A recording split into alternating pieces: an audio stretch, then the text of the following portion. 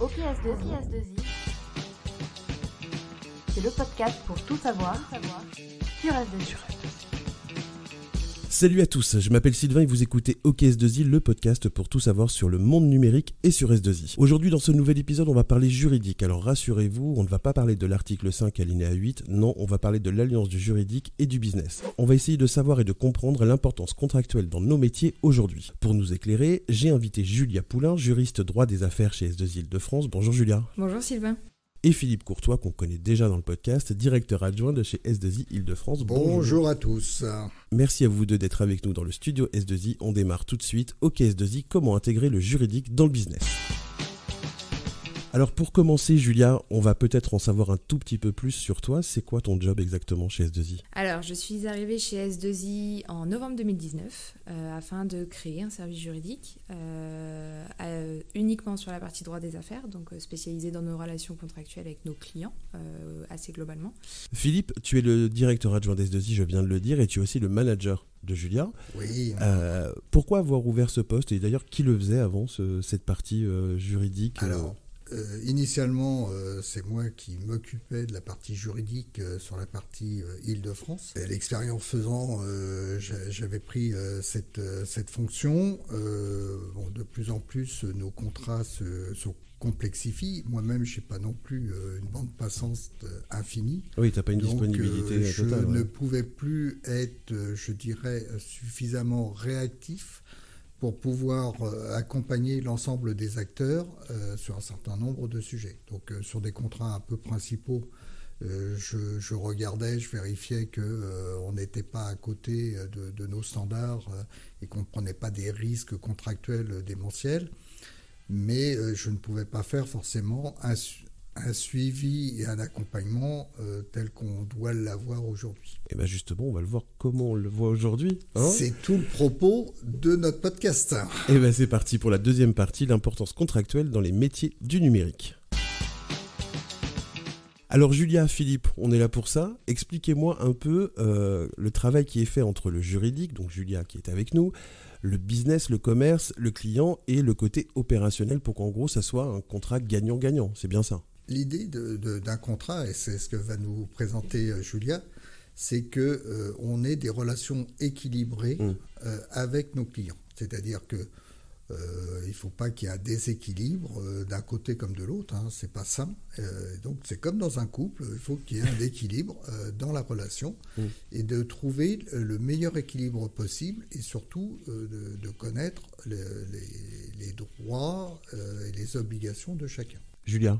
Aujourd'hui, oui, l'importance qu'on a au niveau du service juridique, c'est d'accompagner nos acteurs. Alors quand je parle acteurs, je parle acteurs internes et aussi externes en parlant de nos clients, afin d'établir une relation contractuelle, comme le disait Philippe, cohérente, pertinente, équilibrée, afin que S2I n'ait plus un statut de simple prestataire, mais un vrai statut de partenaire avec ses clients. Et ça change tout, ça. Et cette démarche-là, tout à fait, s'initie aussi dès la contractualisation, parce que c'est à partir de là où on pose les bases, les fondements. Ce que je dis très très souvent aux commerciaux lors des formations, c'est que le contrat définit les règles du jeu qu'ils vont avoir avec leurs clients. Donc à partir du moment où les règles du jeu sont bien définies, le jeu se passera sereinement. À côté de ça, il y aura plus de difficultés dans des relations contractuelles déséquilibrées, où là, on sera systématiquement en faute. Est-ce que le client nous prend plus au sérieux quand on a quelqu'un au juridique, justement, pour établir un contrat ? Julia dit oui de la tête. Je dis oui de la tête, Philippe le confirmera. Oui, le service juridique permet de nous faire gagner en crédibilité, déjà initialement, avant même que la prestation commence. Philippe ? Et d'autre part, oui, la crédibilité, elle vient parce qu'on a des acheteurs de plus en plus, et donc on a des rôles mieux établis entre un commerce, un juridique, les achats, et donc on a un triptyque qui se met en place. Et le client, un interlocuteur, du coup. Oui, un interlocuteur, et on est pris plus en respect quelque part, en considération, le terme exact est la considération, parce que on arrive avec quelqu'un qui détient, entre guillemets, le savoir sur le droit des affaires. Et des fois, même nos clients n'ont pas forcément ce savoir sur le droit des affaires. Et donc, on a des copier-coller, des fois un peu malencontreux sur les contrats et qu'on peut essayer de discuter. Julia, tu as dit quelque chose de très intéressant. Tu dis que tu formes les commerciaux. Tout à fait. Ça se passe comment ? Alors, on va dire 2 types de formations. Une formation qui est plutôt globale, avec une présentation assez générale de, voilà, demain, vous avez un contrat entre les mains, quelles sont les clauses que vous devez connaître, quelles sont les clauses que vous devez avoir en visibilité, et qu'est-ce que ça veut dire des pénalités, qu'est-ce que ça veut dire l'objet d'un contrat. Tout ça, ça a un sens, juste déjà pour commencer par une première approche globale des notions et des définitions associées. Et en plus de ça, j'essaye de le faire assez systématiquement aujourd'hui, mais dès qu'on signe un contrat, le but c'est de présenter les clauses dites opérationnelles, autant aux équipes commerciales que aux équipes du delivery, voire même tout ce qui va être service financier. Donc là, je pense aux ADV, aux contrôleurs de gestion. Le but, c'est que tous les acteurs et parties prenantes au contrat le connaissent, sachent ce qu'il y a dedans, ce qui est prévu, ce qui n'est pas prévu, afin que tout le monde ait une vision globale de ce document qui pourra permettre derrière soit de négocier des choses en ajoutant, en retirant, en fonction des demandes clients qu'on aura. Le complément aussi, c'est qu'on s'oriente maintenant sur du contract management. C'est-à-dire, explique-moi. C'est-à-dire que avant, la relation commerciale, c'est nécessaire, c'est fondamental. La relation qu'on va avoir dans le delivery est de la même veine. Par contre, aujourd'hui, nos clients s'arment de plus en plus au niveau juridique, font respecter, entre guillemets, le contrat et ses clauses de façon beaucoup plus importante qu'avant. Beaucoup plus stricte. Ouais, avant, on se tapait dans la main, on mettait le contrat dans le tiroir et puis on le ressortait ou on le ressortait jamais. Aujourd'hui, les clients n'hésitent pas à faire jouer les différentes clauses du contrat pour se payer quelques sous sur des pénalités diverses et variées. Donc, et on a des pénalités qui peuvent être des fois très importantes. Ouais. Quelque part, le connaître, c'est aussi pouvoir jouer avec le contrat à notre avantage et pas seulement le subir. Et ça montre aussi le sérieux de la société aussi. Hein. Le sérieux, et ça permet aussi de monter en compétence, c'est ce qui m'est cher, de monter en compétence l'ensemble des acteurs. Ouais. C'est-à-dire qu'un acteur, qui soit commercial, qui soit chef de projet, directeur de projet, ADV ou contrôleur de gestion, il ne va pas faire juste le commerce. Voilà, sa sphère de connaissance doit être au-delà de « je vends ». C'est « je vends », mais sous quelle contrainte ? Et la contrainte imposée, c'est le contrat. Et Philippe, c'est pas te faire offense te dire que tu as de l'expérience dans le métier. C'est un peu un genou, là. Est-ce que tu as vu, justement, t'en parlais un peu, tu disais avant on tapait dans la main, tu as vu une vraie évolution du marché à ce niveau-là ? Surtout côté S2I.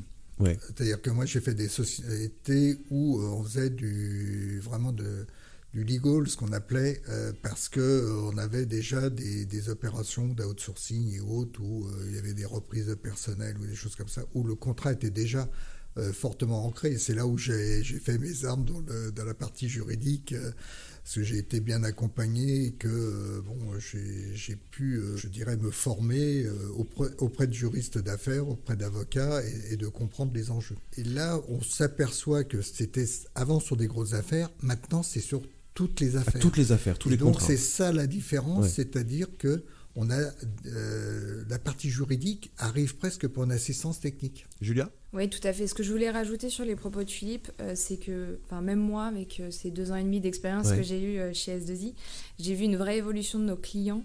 Déjà depuis que tu es là ? Tout à fait. Ouais. Sur des clients, des gros clients qu'on a aujourd'hui au sein du groupe, des clients qui étaient plutôt moins engageants sur des contrats en assistance technique et plus engageants sur des contrats au forfait. Aujourd'hui, on retrouve systématiquement des engagements très forts, peu importe les typologies de prestations. Et justement, Julia, tu interviens à quel moment, toi ? Dès le départ, je sais pas. Partout. Alors, c'est pas où est-ce qu'elle intervient, c'est à quel moment tu interviens. Donc moi, j'interviens, si on généralise un peu, dès la naissance d'un besoin client potentiel qui ferait naître un contrat. Donc on peut parler de l'avant-vente sur des parties projets, mais pas uniquement, sur des référencements en assistance technique également, sur tout type de besoin client qui évolue. Un contrat qui était initialement en assistance technique, qui a pour but d'évoluer plutôt vers derrière peut-être un centre de service. Voilà, tout ce processus de vie. Dès l'appel d'offres, par exemple, on fait appel à toi. Toujours, Ouais. tout de suite. Et sur la partie contractuelle, mais pas uniquement, aussi beaucoup sur tout ce qu'on va appeler tous les documents contractuels. Donc quand je parle de tous les documents contractuels, ça va être un cahier des charges, ça va être des clauses techniques, ça va être beaucoup de choses. Pourquoi ? Tout simplement parce que on se rend compte de plus en plus aujourd'hui que ce n'est plus uniquement le contrat qui est juridique, on peut avoir d'autres clauses juridiques glissées un peu partout dans les éléments de l'appel d'offres. Par exemple. Par exemple, on peut retrouver des clauses très engageantes sur, par exemple, de la garantie, qu'on va retrouver peut-être dans le contrat, mais plutôt aussi définies dans le cahier des charges ou dans des clauses techniques particulières. Donc il faut à chaque fois associer tous ces documents-là pour avoir un cadre juridique global et une demande client globale. L'intérêt aussi, et ce que Julia dit, c'est que avant on faisait de l'assistance technique, on faisait un référencement, les clauses n'étaient pas... c'est classique, c'était... assez classique. Ouais. Et maintenant, on a même des pénalités sur de l'assistance technique. On a beaucoup de pénalités aujourd'hui sur ce qu'on appelle les compétences, donc en fait sur nos équipes. Donc on va avoir des indicateurs et des pénalités sur du turnover, sur du taux de réponse à des besoins clients au cours du référencement.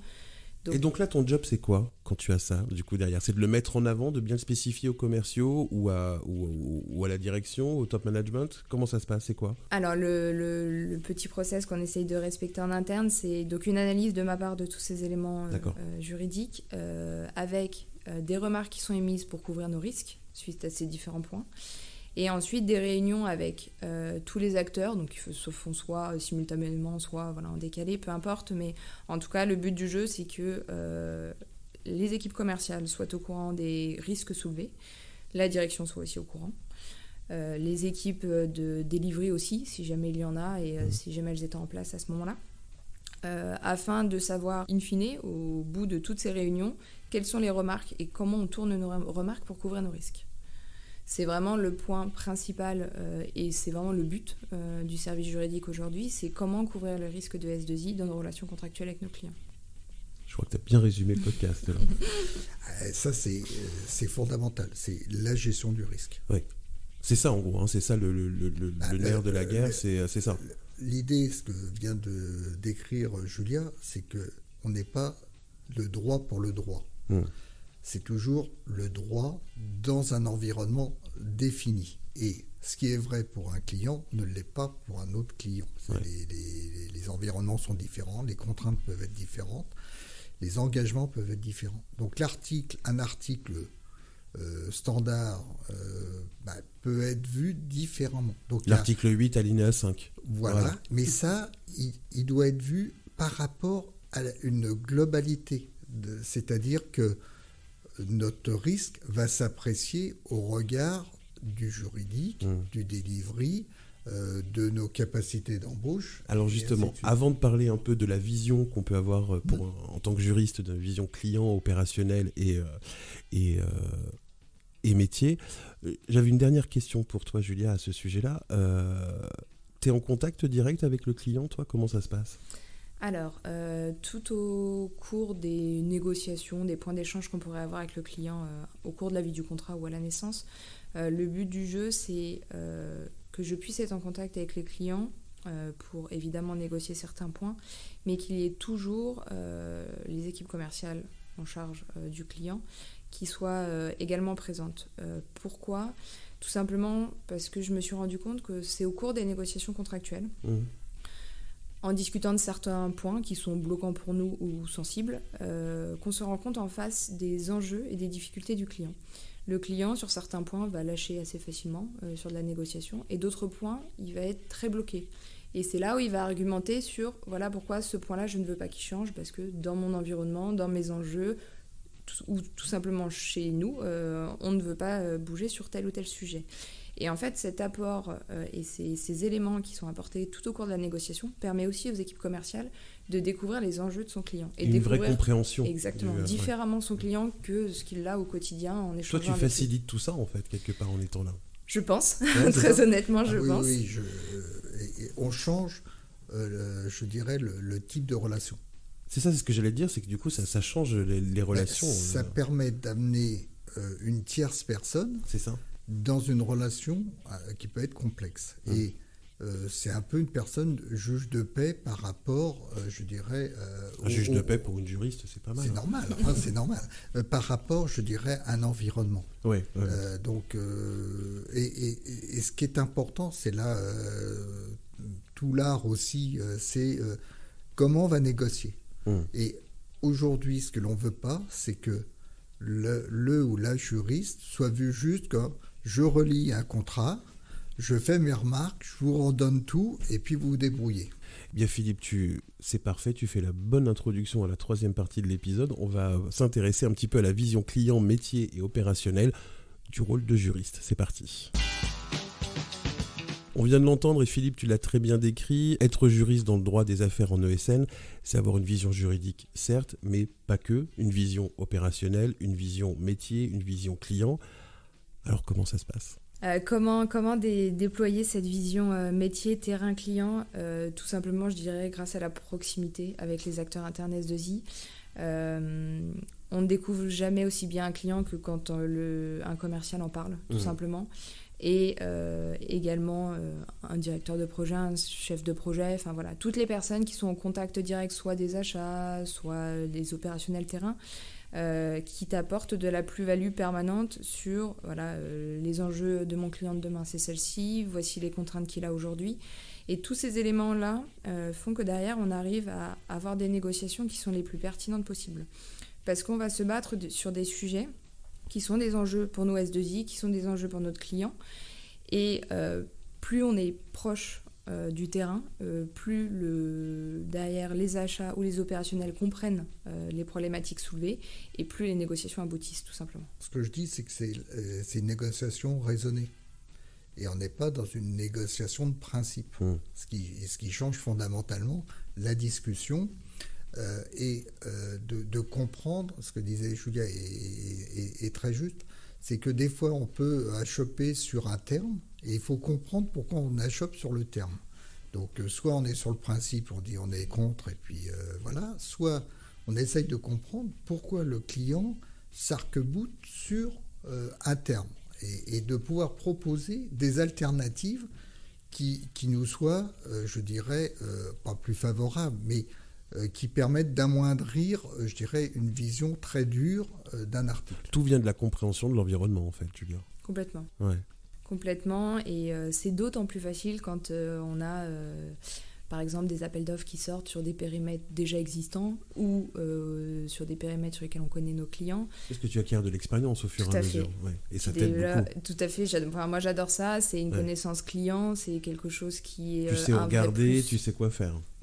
Et puis voilà, on commence même à sympathiser finalement avec nos clients, même avec les acheteurs. Et je pense aussi que le service juridique, en tout cas la posture qu'on a chez S2I, permet peut-être aussi derrière aux opérationnels d'avoir un peu plus de poids ou de connaissances sur des acheteurs qui ne sont pas forcément en permanence face à eux. Je pense qu'on permet de faire découvrir aussi des services, donc comme les achats, auprès de nos commerciaux, auprès de nos opérationnels, qui ne sont pas forcément facilement abordables.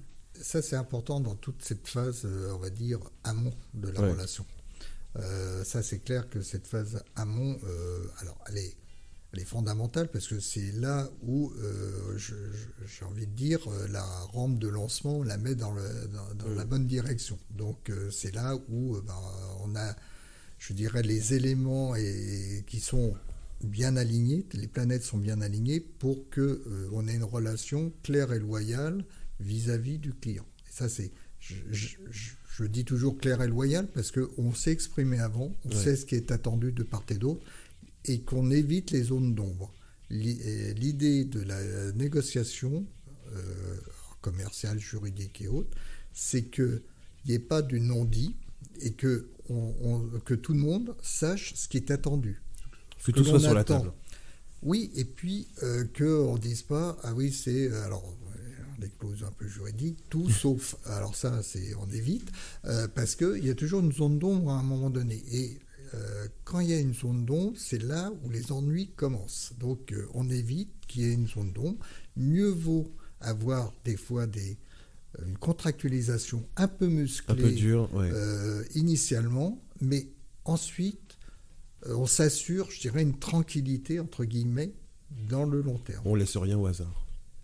Et c'est surtout qu'on s'est dit les choses dès le démarrage. Dès le départ.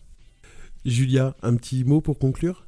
Dernier point que je voulais quand même aborder, parce que c'est quand même important, je voulais aborder la richesse en fait, du poste et du service aujourd'hui chez S2I. Richesse qu'on peut voir en 3 catégories différentes. Une richesse déjà client, parce que voilà, on a des clients du secteur de l'énergie, on peut avoir de l'aérospatial, des télécoms. La défense. Tout à fait, et on peut avoir surtout des clients où voilà, on a plutôt des relations en termes de droit privé avec eux, ou des relations de droit public. Donc déjà, ces 2 points-là changent complètement la donne sur les négociations, parce que des points sensibles le sont sur les parties publiques et moins sur les parties privées. Un autre point sur la partie vraiment diversité, c'est pour moi la diversité des acteurs internes avec qui j'échange chez S2I, que ce soit les équipes commerciales, les équipes delivery, même la direction en permanence, les services financiers, la qualité, voilà. C'est la richesse de tous ces services qui font que je pense aujourd'hui le service juridique avance bien et mieux. Et enfin, le dernier point, c'est la richesse dans les prestations qu'on exécute aussi, autant en termes d'assistance technique, de TMA, de forfait, et derrière avec tout ce qui est développé sur les prestations plus techniques. Voilà, c'est tout ce scope qui fait que le métier de juriste chez S2I n'est jamais le même. Je pense que là, on a parlé beaucoup d'avant-vente, mais il y a un gros travail d'accompagnement des équipes à l'issue du contrat. Voilà. C'est-à-dire que le rôle du juriste ne s'arrête pas à la signature du contrat. Surtout pas même. Elle perdure tout au long, je dirais, du contrat. Jusqu'à la fin du contrat. Jusqu'à la fin. Ouais. Donc jusqu'à la terminaison du contrat. Et ça, c'est un apport aussi fondamental pour les équipes de delivery et commerce, hein, mais tout au long. Donc c'est pas juste un one shot et puis on oublie après. Oui, c'est pas juste la signature. J'ai fait mon travail, vous pouvez signer, ça y est, c'est bon.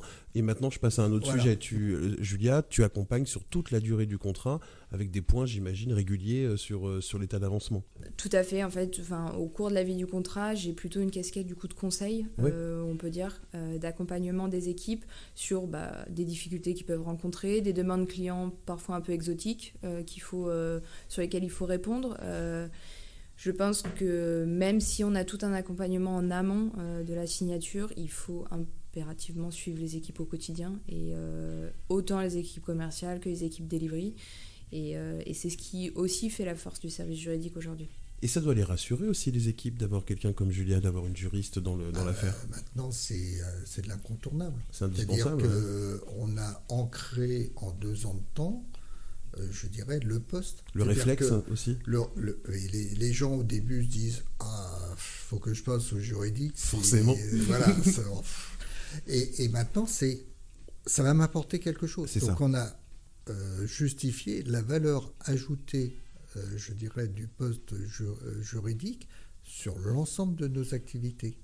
Et ça, c'est une victoire extraordinaire. Les formations ont dû aider à ça aussi, j'imagine.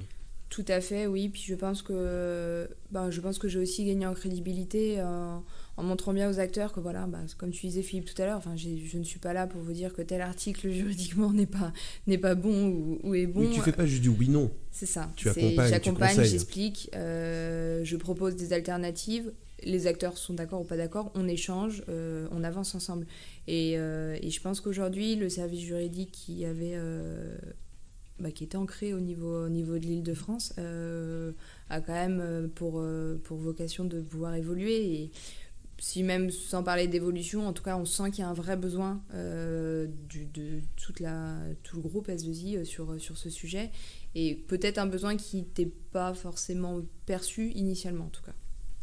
Et on a le soutien de notre direction du développement sur ces sujets-là, puisqu'on prend en charge tous les référencements qui sont nationaux, voire internationaux, au sein de l'Île-de-France. Donc on insulte vraiment une culture à ce niveau-là.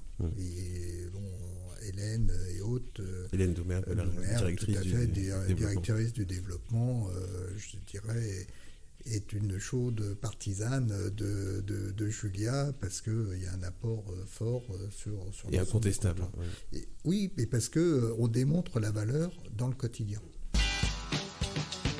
Merci beaucoup Julia d'avoir répondu à mes questions. Merci Sylvain. Et merci Philippe pour cette deuxième participation au podcast, je crois, c'est ça. Wow, alors moi je dis jamais 203, jamais Philippe. 203, voilà. On verra la prochaine fois. L'épisode vous a plu? Eh bien sachez qu'il y a déjà plus d'une vingtaine d'épisodes disponibles sur toutes les plateformes de streaming, Apple, Spotify, Deezer ou autres. Alors abonnez-vous, c'est gratuit et vous serez tenu au courant des prochains épisodes. Et si vous pouviez nous mettre une jolie note et un petit commentaire sur les plateformes, ça nous ferait plaisir et ça nous ferait gagner en visibilité. Si vous avez des idées de thèmes pour le podcast, envoyez-moi un mail sur fr-ok-podcast@s2i.fr. Vous pouvez réagir aussi dans le commentaire de l'épisode, il y a le lien LinkedIn de l'épisode. Et nous on se donne rendez-vous très vite pour un prochain épisode. Salut!